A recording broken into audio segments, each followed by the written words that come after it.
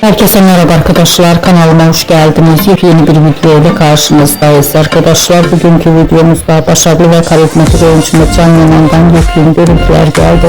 Ben de bu görüntüleri sizler için YouTube kanalımda video halinde sunuyorum. Umarım beğenmişsiniz. Arkadaşlar, videomu beğendiyseniz kanalımı izlemeyi ve bildirim butonuna basmayı unutmayın.